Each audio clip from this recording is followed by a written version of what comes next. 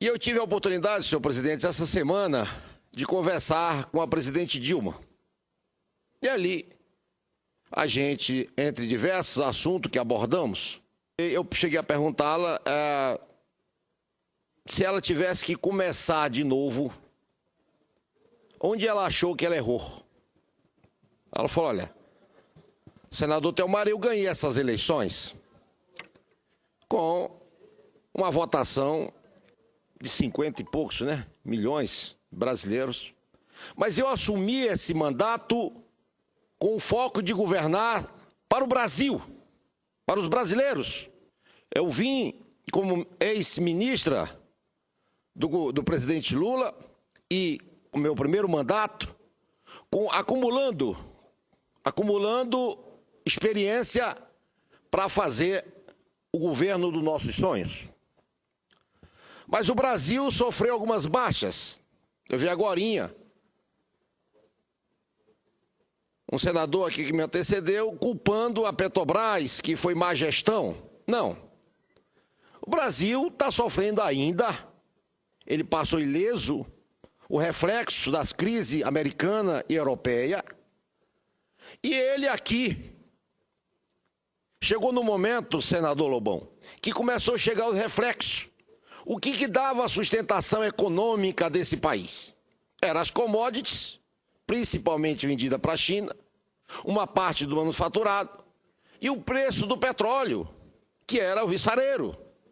E com a nova caminhada no rumo do pré-sal, e aqui está o senador Lobão, que entende muito bem disso, muito mais do que eu, se nós explorássemos todo o potencial já do que nós temos descoberto no pré-sal, o Brasil se torna o segundo maior exportador de petróleo do mundo, perdendo só para a Venezuela. E se o preço do petróleo ainda estivesse nos 100 e pouco barril, ora, o Brasil estava, sinceramente, superando as crises que hoje tomam conta do nosso país. Mas maior do que a crise econômica foi a crise política. Ainda me dizia a presidente Dilma, nós ganhamos, e no sistema brasileiro, ninguém governa sozinho. Se governa com um grupo, uma coalizão de partidos. E ganhamos essa eleição nessa coligação, nessa composição. E o PMDB, dentro dessa composição, era o nosso sócio majoritário, com 7 ministérios, vice-presidência, o presidente do Senado, o presidente até da Câmara, sem o acordo, mas pelo seu fortalecimento. E aí, mais de 600 mil servidores em cargos de segundo, terceiro, primeiro e segundo escalão. Muito bem. Onde a presidenta, onde ela acha que ela errou e não acreditaria mais. O vice-presidente Michel Temer, ele era um homem que gozava da total confiança do governo. E isso eu agora dou esse testemunho, que quando vim para cá, que eu fui conversar no Palácio sobre os cargos federais em Roraima, como iam trabalhar e funcionar, não era com a presidenta e nem com ninguém do PT, era do PMDB. Era com Michel Temer. Então era um cara que tinha, ele que buscava os parceiros dos partidos, ele que realmente controlava essa parceria da presidente Dilma. E ela confiava nele. Muita confiança nele. E todo mundo sabe que ela não sabia, e poucos sabiam, que ele estava já num processo de conspiração. Porque ele, como tinha informações privilegiadas, inclusive informações de Estado, num conluio com Cunha, o governo planejava um ato, o Cunha entrava com as pautas bombas para inviabilizar o país. Já havia ali uma conspiração montada. Por quê? Você vê que aqui a oposição vem tentar achar um crime para a presidente Dilma, aí ele navega. Porque não acha, não tem, é abstrato. As mãos dessa mulher até agora não está maculada na corrupção. E como que os conspiradores, Temer e Cunha, podiam tirar ela? Ora, enfraquecendo o governo dela, estagnando o governo, paralisando o governo. E aí, eles foram professores, PhD. Estagnaram o governo com as pautas bombas. Como o governo não tinha, e era Temer que tinha que ter feito a maioria aqui dentro. E todo mundo sabe que as votações aqui não andavam e não andam porque o governo nunca teve maioria absoluta, nem aqui nem na Câmara. E cabia ao Temer montar essa maioria. Cabia a ele. Mas ele habilidosamente e maldosamente conduziu esse país para estagnar. Ao estagnar, ao governo não colocar em ação as suas proposições e as medidas cabíveis, a presidente começa a cair na sua popularidade. A presidente começa a perder o apoio popular.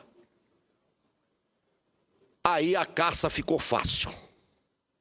Mas mesmo assim, eles iam continuar sangrando esse governo e a presidente Dilma. Mas aí o Cunha queria mais do que isso. Ele não queria ser envolvido na comissão de ética. E disse, se o PT não me apoiar, o impeachment anda. Aí veio a chantagem. Já explícita e pública. Porque todo mundo sabia. E ele dizia isso. Ou o PT me apoia, ou o impeachment anda. A mídia já dizia isso. A mídia já dizia isso. E o fato aconteceu. O PT não apoiou e o impeachment mandou. O impeachment de vingança é o quadro hoje que nós vivemos. Por isso, eu não tinha ainda falado isso na tribuna. Eu achei que isso era uma conversa informal. E assim eu mantive. Mas como ela disse aqui, Dilma acusa Temer de conspiração, eu me senti à vontade de revelar esse diálogo que eu tive com ela. E o que ele faz hoje para caçar a presidente Dilma? Primeiro, eles pulam fora. PMDB pula fora. E agora ameaça expulsar. PMDB ameaça expulsar quem não votar a favor do impeachment. Olha como eles começam a usar a mão de ferro. A mão de ferro começa a bater a democracia da mão de ferro. Ou vota, ou vota, ou vota. Mas Temer vai mais adiante. Começa a surgir e se fortalecer a ideia de uma nova eleição para presidente. Aí o Temer, epa, nós estamos um ano e pouco aqui sangrando esse governo. Não. É nova eleição, não está na Constituição. Crise política se resolve com jeitinho. Temer diz isso aqui. E o Renan pulou lá fora. Epa, crise política se resolve com a Constituição. Tem que acabar com essa história de jeitinho. Aí, no timeline do grupo do WhatsApp, seu Eliseu Padilha, que está aqui já com o ministro, a raposa voltando para o galinheiro, foi quem fez aquele WhatsApp que vazou, aquele vídeo dele. Ele fez às 10 horas, em seguida vazou. O que ele percebeu? Que o povo não queria ele, o povo queria uma mudança e quer. Aí já caía a popularidade dele. Brasil, me ouve aqui. Olha o que faz o conspirador. Ele faz uma fala para o Brasil, mentindo, prometendo manter os programas sociais, prometendo fortalecer a micro, a pequena e a grande empresa, prometendo da Petrobras, do Banco do Brasil, a Caixa Econômica para o capital estrangeiro. Eles querem mesmo é se livrarem do Lava Jato, porque estão até o pescoço. E Cunha, olha aqui, Cunha faz. Foque aqui, foque aqui. Aqui, olha aqui, ó. A Polícia Federal chama, ele não vai. Se fosse o Lula, e os 200 policiais federais buscar ele na marra. E ele ia, porque eu ia. Mas é o Cunha. Cunha está acima da lei. Ei, Supremo Tribunal, eu já não acredito em você, rapaz. Bora. Cunha não vai não, ó. Mas vamos lá. Além das ameaças, dos cargos, da blindagem, etc. Quem são os parceiros? Ei, trabalhador brasileiro. Vocês já viram aquele patão que a Fiesp colocou, aquele monte de pato? Já viram? Pois bem, tá aqui ele, ó. O pato de Troia. Olha aqui, ó. O golpe é contra você, trabalhador. A privatização, o fim da CLT, o fim do SUS, a entrega do pré-sal, a terceirização. Tá vendo? Eles não vão pagar o pato, quem vai pagar o pato é vocês. A Fiesp está dizendo que não vai querer mais pagar o pato. Por isso, apoia o golpe. E assim ela deixa de pagar o pato, as férias, o 13º, o fundo de garantia, terceiriza, vende a Petrobras, não paga nada. Nem o pato, nem mais nada, trabalhador. Defender o governo da presidente Dilma não é defender o PT, não. O PT está o Paulo, é o Paulo que é o líder que tem que defender. O Paulo é que tem que defender o PT. Eu defendo o governo da presidente Dilma.